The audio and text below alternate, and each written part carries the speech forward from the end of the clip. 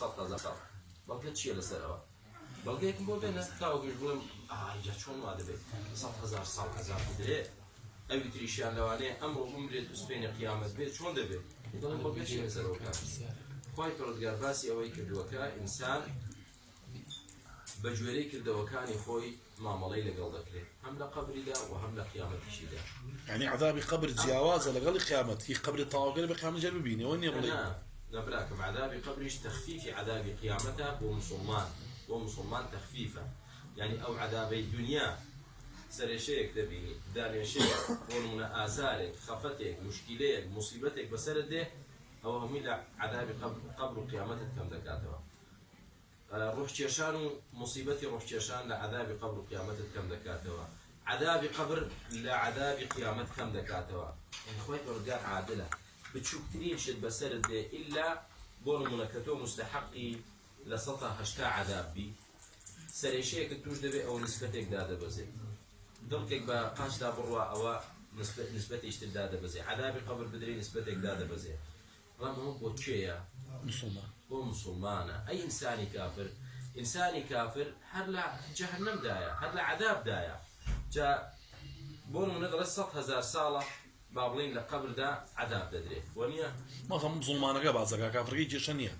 مسلمانك عين لقيامتها كيشنه ما غير زور دمك بلا قبر ابي كمسلمان ببلاشين المسلمان لقبر دا عذاب ددري بو اندازيك بجوري عملكاني خوي لو انا عذابي مسلمانك لقبر دا شتيشي كم بيت لو انا تو زيات البيت لو انا فتريشي كم بيت وشي وازي اما تو بلي اخواي قورا تقسيماتك وزرب جدولك كردوها ليتيك شلون دبي كسيك 100,000 ساڵ مسلمانێک کە مردووە لە عەزاب دابێ هیچ تریشتن هذا ساڵ وانی ابراهیم چی دڵەوە ئێمە دائما کە کەسێک شوبهەیەک دوش دەکات دڵین جارێ وەرە ئەوم بۆ بسەر مێنەکەوایە کە بۆ سەلماندم بە بەڵگەی قورئان و حەدیث ئەو جا دڵم وەرە ڕەخنە بگرە بەس بەڵگەی لێ چۆ بوو کە بەو شێوازەیە وەڵا هەر کەسێک کە مرد تەواو تا ڕۆژی قیامەتەوە لە عەذابدا دەڵێن مستحقی عەذابی قەبرە چەندێک بۆ عەذابەت چۆنە بەس خوا دەزانێت وخوای گەورە دەتوانێت لە یەک شەو ڕۆژدا عەزابی کەسێک بدا ئازار و ئێشەکەی بەقەدەر 50 ساڵی کەسێکتر بێکە لە عەذابدا دەتوانێت یان ناتوانێت لا توانای خۆی گەورەدا ممکنە براکە ئەمە ئەگەر کەسی نوێژ نەکات تاوانی چی یعنی ئەگەر بە کافرەکەی براکەم ئەوە من نیم کە دەڵێن دەبێت بە کافر ئەوە پێغەمبەری خوای عەلەیهی السەڵاتو وەسەلام فەرمووی العهد الذي بيننا وبينهم الصلاة فمن تركها فقد كفر رسول الله عليه الصلاة والسلام كما ينطق عن الهوى إن هو إلا وحي يوحى أو كديالي وحي والأخوة ويده دفرمها كسوازي لبنه كفري كردوا أما كفر في تجورك أو كفريك كفري قولي وفي لدين إسلام ده شيء تدروا يا كفري شيء عملية لزنا قولتها لما شوف فاردن قولتها لدزي قولتها بەڵام پێی لە دین ناچێتە دەرەوە ئەمما کوفرە بەڵام زانایە دوو ڕەیە هەیە هەندێکیان دەڵێن هەر تەواو لە دین چۆ دەرەوە هەندێکیان دەڵێن ئەگەر باوەڕی پێی بێت و جار بیکات و جار نایکات و تەمەڵی تیادا دەکات ئەوە لە دین نەچۆتە دەرەوە و کوفرەکەی بەڵام هەر ئیشەکە کوفری عەمەلی پێ دەڵێن کوفری کردەوەیە چونکە خەلەلی ئەو کەسە لە ئاعتیقادی دانیە لە بیر و باوەڕی پێیەتی خەلەلەکەی لە عەمەل و تواناکەی داتی تەمەڵ و تەوەزەل و بس دبي دائما دي لو كاتوا لزينا قولت جابس بارك الله مساوي عذاب القبر عفوا عند الدنيا إنسان وانا توشي بلا مصيبة دبي كذا پیغمبر فرمود صلى الله عليه وسلم جاري بسال السوي قاعد أبغى إنسان تواني في توانا معه الناو قبر جدا وهي إنسان بعذاب القبر رزقاري بيته لا يجين دبونه كسي كبونمونا بناهي زيادة لشاكا لقبر كعذاب درا أو عذابا بون من الرصيد جناها كاني كم دكاتوا شو بون من بابلين شص تاواني هي بابلين خوي 100 درجة شص تاواني هي تلشاكي هي استاك للدنيا باي 5 درجة خوي جورا نار حتى مصيبتي بسرنا بيتو قضاء أو جراسي بقدر إخوة هو الشخص كابو بنجابيت 5 درجة لقبر عذاب بدري يا 6 درجة عذاب بدري هو وايلهات حسناتي برزبو بصير سيئاته قيامة دشته باشتر بقول لا إخوة جورا عدلة أما بقول والله إخوة جورا محكمة شيء دانا وبخوشي تينا قال شو أنا عياذ بالله وهني برا والله يان فري استعلا الدنيا ده اشتكي في دوت التوقيف التوقيف يعني فيش شيء فيش الحكم فيش محكمة وفيش حكم دانو فيش بيصير قصدي هيك بزاني شيء جاري هي صال دو صال سي صال هي تصال توقيفك هذا لينا بس نوع هي من نشاني شيء نشاني ظلم مستمع يا الناس ظلم مستمع كاك ظلم مستمع لا يخوي جوله هي كسر فرد هذا قبره وعذاب ددري وخوي جوله أجاين نبي يعني هم في آخر ودم هيك العذاب ده اشتواني بلاكم لا يخوي هيك كسر ظلمي لنا أبدا يعني خوي جوله قال بس دكا هاد كسر من جاء بالحسنة فله عشر أمثالها أو يكشى كبكا خوي جوله الدقات هذا جديد ذاته دقة شاكيك تبو بدل نسرت تا حفتا تا حوصت تا أضعاف المضاعفة ومن جاء بالسيئة فلا يجزى إلا مثلها هذه وين خراب هذاك يك خراب يبو نسرت يعني خوي يقولون ده برحمة فضلة شاكب كي تا دو حفتا وحوصته بروسله وبود نسرت فلان خراب هذاك فلا يجزى إلا مثلها يك خراب يبو نسرت يعني الله خوي يقوله جاء أو خراب يش كردوته تماشا دكي نخوش دكي خوي يقولون خراب يبو نسرت خفتك دخول بود صلاتوا مشكلة كتوش دبي مصيبتك كتوش دبي نخوشية الله بيدك خوي يقول بود صلاتوا خوي يقول برحمة براكم بفضله هل إنسان بماني خراب خوي خوينا بقى وزانت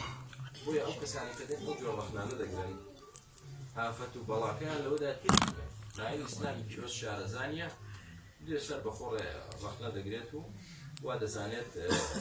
شتيجي بعشي دوزيوته كاغا زور زيرك وتمن الإسلام راح نمبرته رحني شي جاهلي نفهمته خد تينا جاي لقصدك كتينا جاي راح يستكسيك بمثل نزالي أما مكبري صوت أبو برز كنا ويدنجا أنا مش تناشي نتشي لنا وراس داتا ناوا خو حمود أنزل وقتاني هيش تنشي ناقنا متشي ما بقولي وقتان داوا لأن كاغا تينا جاي بابا وما كسيك قصدك صوتك برزك والله من نمزاني بمبورن زور كز آواده شتنا ودينيس دەست دەکا بەڕەخنە گرتن لە دین نازانی مەسەلەکە چییە تۆ کاکە شتێ ڕەخۆن لێگە تۆ وەرە وەرگۆ دەی زانەوە ئەو شێوازە نیە اللهم صل على النبي أو يأتيك أخوي برافمي ولو شاء ربك لجعل الناس أمة واحدة ولا يزالون مختلفين قال أو مختلفين أو خلافا ما بس لأهل الإسلام يعني هم هم إسلام وكفر وهم لنا مسلمان لك خلافك به أو كمرحومة لسر حق دبه أوش كمغضوبة أو لا سرنا حق دبه خلاف دبيني لبين مسلمان وكافر هيا ولنا مسلمان إيش خلاف دبيني تجاري مثلا دو براي مسلمان بهيك وقت دبيت خلاف يجي قورة لبيني هذا إيه أكيد يشي شان لسر حق ويشي شان لسر باطل لو خلاف حق دبيت طبيعتي ملوف وعكاك ملوف ويجور وادرس ذكر وحملها الإنسان إنه كان ظلوما جهولا إنسان دو صفتي زور خرابي تدا تبي هو دو صفة ناشرنا لخوي لا دا كلاين دا لا درندة ترى إنه كان ظلوما جهولا أصل الإنسان ظلمي تدا ظلم دكا حزدكي هرتيش تبو خود به حزدكي يعني حسودي بخلق دبي ناتي بكس لخير دابي خود نبي بس شي ولا تو دكا أو صفة نمينه إيمان خوای گەورە وا لێ دەکات چیت بۆ خۆت پێخۆشە بۆ برای مسلمان پێخۆش بێ وا لێ دەکات تۆ دائیمەن خێرت بێ بۆ خەڵک شەڕت نەبێ بۆ خەڵک لە چاکەی خەڵک بی لە زەرەری خەڵک نەبی کەواتە ئیمان ئەو سیفەتە ناشرینەت ناهێڵێ جەهولا چ شتێکی سیفەتی جەهل ناهێڵێ التعلم إنما العلم بالتعلم فێر بی فێری علم بە صفەتی جەهلت نامێنێ إيمان وعلم بۆی خوای گەورە دەفەرمێ يرفع الله الذين آمنوا منكم والذين أوتوا العلم درجات خوای گەورە ئێوە بەچی بەرز دەکاتەوە بەم دوو صفەتە بەرزتان دەکاتەوە بە ئیمان و بە علم تا ئیمانت زیاتر بێ لە زوڵم دوورتری تا علمت زیاتر بێ لە جەهل و نەفامێتی دوورتری بەوە ئینسان بەرز دەبێتەوە کەسێک دەبێ یعنی خۆشت دەبێ حەز دەکەی بوونی هەبێ حەز دەکەی لێ نزیک بی بۆ ئیمان و علم ئەی ئەگەر ئەو دووە نەبێت كفر وجهل ظلم وجهل هبه أو شو أنا وإنسانة تقوم بيه تسأل بخو لون بدنيش بشي ليك ده دروا مثلا حد جانا هذا يبيني هذا منظر ده بيني لفيسبوك فرمزي شيء أقري بيا لا دموشاوي نازل تتكسرك يا بشي يعني أم شيء من هو ضوانك يا باش أم ظلمت شيء أو إنسان أو إنسان براكم تيجي جا جهالة ونفهمش هالليقرك بتشتك أو دو صفة قبيحة لخومان لادي إيمان وعلم وين ولا دو مروفين في الشاي خود مروفك جهل وظلمك تيدا ماوا حزناكي بيبيت حزناكي دنقباسي ببيستي حزناكي لمجلس بيوانيا أما شتيش زور مجيبة خير رجع خراب كارا جاهل ونفهم وتنقيشتوا طبعا عكس في بينا إنسان إيماني هبه علمي هبه خوش الدوي بيت خوش لقليبي بيت خوش لنزيق به لشارك دا حزكي همو خلق خاوني إيمان وعلم به كل ملقاي شي شون دبي آسوده وبختبر دبي براك هو عنده صفته قرينجا إنسان لازم شاركتني بيشوف أو آياتنا شاء ربك لجعل الناس مختلفة بارك الله فيك يعني مروف كاختلاف دروجك سببك شيء ظلم وجهل زور جاره شاك دزاني تورس الحقي طبعا ظلم ديدك حسادة دوايلك ردود دان بحق كذا أنا شي وايلة قابل كهابيلي بلاي بكوجه حسوديك إيه شي وايلة فرعون كر إقرار بوحق لك كلا موسى لكاتك ذاك يقيني هب موسى لا إخوة هاتوا وظلموا وجحدوا بها واستيقنتها أنفسهم كبر ولا إنسان ذاك حق ظلمك حسودي ولا إنسان ذاك ظلمك شي وايلة أبو طالب كر يعني إيمان ببيغمبرنا إنك قربلايتي في عمر إخوة عليه الصلاة تعصب داب نريك قوماتي خوي وي إنسان أقل خوي باق لك ولو صفتي كبر وحسد وجهل وظلم إنسان دولده خلاف وهو ده بين خلق زور شغله هم أو خلافش نتيجة أو دوشته أو خلافه لبين خلق ده بيني بعلماني توا بملحد توا بماركسي توا بإسلامي توا بداعش توا هذا مو خلافك أو دوشته بو بمجه ربنا من دباك ما كاتو جزاك الله خير براكانم معطان أو دامبت يا والله بيني ذا أنا ضلت ما بشوف سنة